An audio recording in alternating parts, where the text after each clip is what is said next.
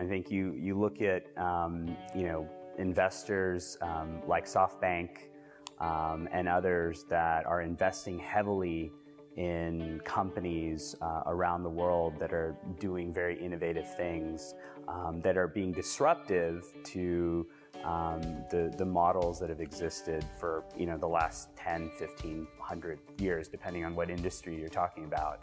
And we've seen over the last 10 or 15 years the hegemony of Microsoft go down compared to Google and Facebook and Amazon and Apple. And Apple has had an incredible story, right, in terms of its prominence in the market over the last 20 years. And so, I think that because of the growth of these four companies that I just mentioned, it is more challenging for upstarts, especially in social and search and categories where these companies have strong footholds. They're innovating as well. They have the smartest people in the world. They have lots of capital. Oftentimes they can copy features. You see what's going on with Snapchat, right? The Snapchat IPO, but they're suffering because Instagram can copy it and do pretty well very quickly with anything Snapchat innovates with. However, that being said, you see companies like Uber, Airbnb become very big, have big valuations and not be as subject to the competitive pressure from the big four, right? However, I think in an entrepreneur's mind, when they're starting a company, they have to, I think, be flexible, be able to work with companies like Google and Amazon and Apple and Facebook, right, in terms of their ecosystems that they've built, but also differentiate themselves in ways that give these companies, these new companies, advantages.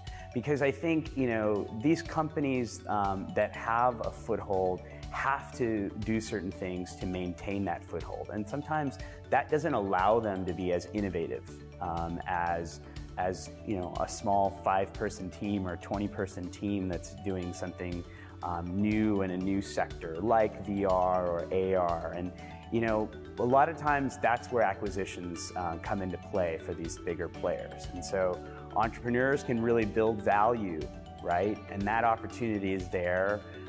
These big companies have a lot of capital. They want to get into these spaces, and you see that's happening right now. Amazon's making some acquisitions recently. Facebook recently also did some big acquisitions. Google did another big acquisition a couple of weeks ago. So, there's a lot of acquisition activity happening in the industry because entrepreneurs are starting new business models, creating value in an ecosystem. And I don't think they have to necessarily sell out and can really build big businesses because there's opportunities and investors like SoftBank and others who are allowing those companies to get access to capital, grow, not have to go into the public markets, really be thoughtful about long-term innovation, long-term company building, long-term business building of their model, and be able to become one of these big companies. And I think you're seeing that in the growth of the number of unicorn, multi-billion-dollar valuation companies that are out there in the marketplace. You're seeing that in the growth of new industries with AR and AI and VR and what's going on even in biotech and nanotech. And so I believe that there's always opportunities, and you can leverage these bigger ecosystems, these bigger companies to really execute on your vision, and you should. I in my VR company have very close alliances with all of the big companies out there: Google, Facebook, HTC, Apple, etc. So it's imperative, but it's also an opportunity that founders should realize that they have a definite advantage of being nimble, flexible, being able to innovate. And so I think that's the nature of the game in entrepreneurship.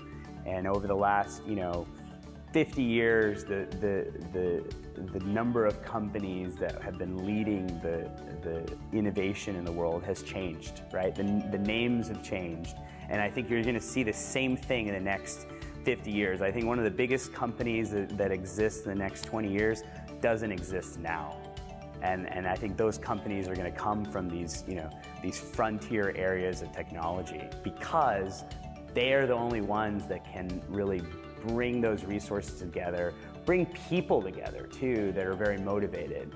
I mean, I think some of this has to also do with, getting the right people on your team, and the people who want to go and start another company as opposed to the people that want to go and work for one of the big companies. I think that's a lot of times a very different motivation. And I think a lot of times you can get the smartest people to go out and build something new, and that's always exciting. So I always have hope in innovation and entrepreneurship, and I think it's always going to be the place to be for me, especially. I love it.